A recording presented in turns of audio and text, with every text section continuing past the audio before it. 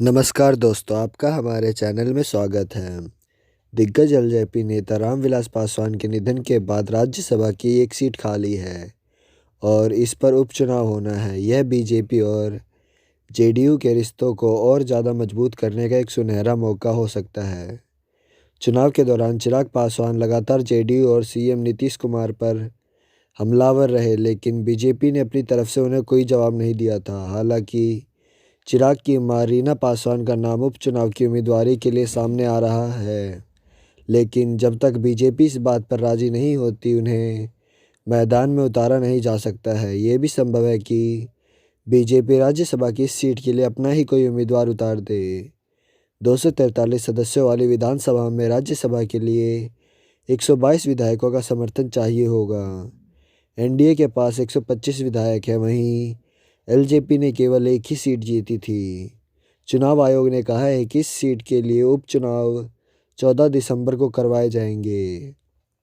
26 नवंबर को नोटिफिकेशन जारी होगा और नामांकन की आखिरी तारीख 3 दिसंबर होगी।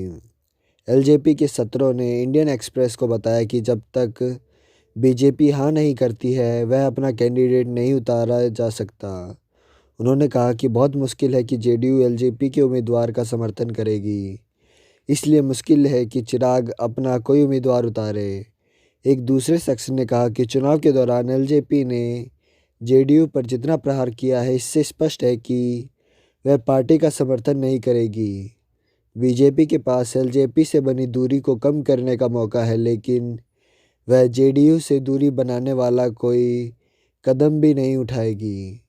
एलजेपी अब भी केंद्र में एनडीए के साथ है। उधर आरजेडी एलजेपी के कैंडिडेट को सपोर्ट करने की कोशिश कर रही है, लेकिन चिराग पासवान को शायद ये गवारा ना हो, क्योंकि वह बीजेपी से ज़्यादा दूर नहीं जाना चाहते हैं। एक आरजेडी नेता ने कहा, महागठबंधन के पास 110 विधायक है, जो कि राज्यसभा की सीट तो नहीं दिलवा सकते, लेकिन राजनीतिक रूप से पक्ष दिखा सकते हैं।